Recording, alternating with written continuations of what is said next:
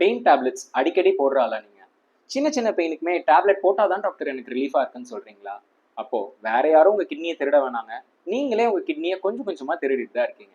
சரி, ஒரு எக்ஸாம்பிள் சொன்னா புரியுமா? என் ஹாஸ்பிட்டலுக்கு ஒரு பேஷண்ட் வந்தாங்க, ஒரு 50 வயசு இருக்கும். அவங்களுக்கு உடம்பு ஃபுல்லா வலி, மூட்டுக்கு மூட்டு வலி அப்படின்னு சொன்னாங்க. சரி, ஒரு ஏஜ்டா இருக்காங்களேன்னு சொல்லிட்டு ஒரு இன்ஜெக்ஷன் போட்டு ஒரு 5 டேஸ் டேப்லெட் கொடுத்தேன். 2 நாள்லயே திருப்பி வந்து எனக்கு வலி சரியாகலன்னு சொன்னாங்க. கேட்டா நான் ஒரு நாளைக்கு 2 டேப்லெட் போடுறேன் டாக்டர், அப்பயுமே எனக்கு வலி சரியாகலன்னு சொன்னாங்க.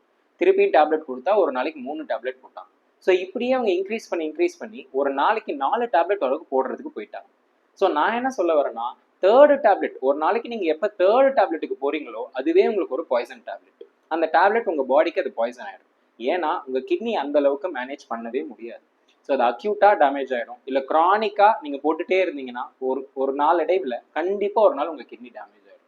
நான் வெறும் பாராசிட்டமால் டேப்லெட் தானே டாக்டர் எடுக்கிறேன் அப்படின்னு கேட்டீங்கன்னா அது உங்க லிவரையே டேமேஜ் பண்ணிடும்.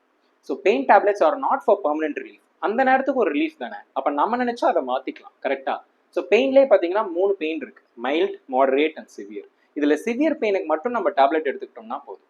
சம்டைம்ஸ் மாடரேட் முடியலன்னா மாடரேட் பெயினுக்கு கூட எடுத்துக்கலாம். பட் மைல்ட் நாமளே நினைச்சா நம்ம வந்து கண்ட்ரோல் பண்ணிக்கலாம். ஸோ உங்களுக்கு தெரிஞ்சு யாராச்சும் அதிகமாக பெயின் டேப்லெட்ஸ் போட்டாங்கன்னா சீக்கிரமா கிட்னி டிரான்ஸ்பிளான்ட் இல்லைனா டயாலிசிஸ்க்கு போகணுன்ட்டு அவனை வார்ன் பண்ணி தயவு செஞ்சு இனி பெயின் டேப்லெட் சாப்பிடாதுன்னு சொல்லுவேன்.